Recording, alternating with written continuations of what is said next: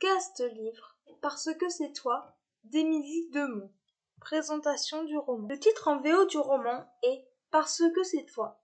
Il a été publié en France en 2020 aux éditions Librinova. Il fait 173 pages. Je le conseille à tout le monde. 4e de couverture. Alix était une enfant épanouie et heureuse, mais la perte brutale de sa mère l'a poussée à se recroqueviller sur elle-même et à doucement se perdre dans une personnalité qui n'est pas la sienne. Elle va faire la rencontre du beau Gabriel, lui aussi touché par les douleurs de la vie. Ensemble, ils vont apprendre à s'aimer, à vivre de nouveau.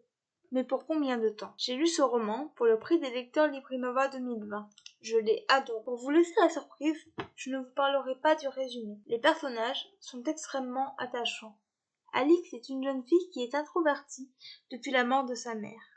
Elle n'aime pas les soirées et n'a qu'une seule amie, Lucie. Au fil du roman, elle va changer de comportement et s'ouvrir aux autres. Gabriel est un jeune homme banal, entre guillemets, en apparence seulement. Il a une vie difficile. Gabriel souhaite faire le tour du monde, mais le pourra-t-il? Lucie, la meilleure amie d'Alix, est son opposé. Elle aime sortir, s'amuser. Elle a un grand cœur et fait tout pour son ami. Lucas, le frère de l'héroïne, est taciturne depuis la mort de sa mère.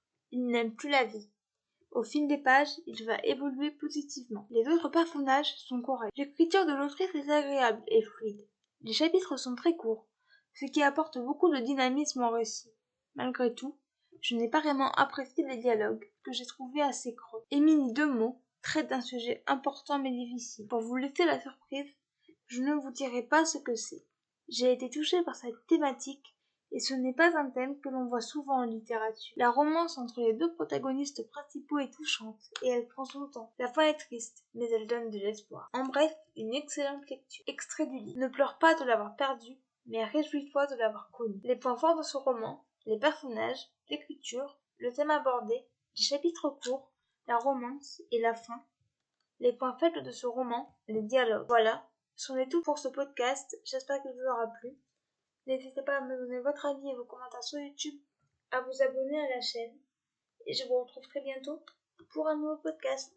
Ciao!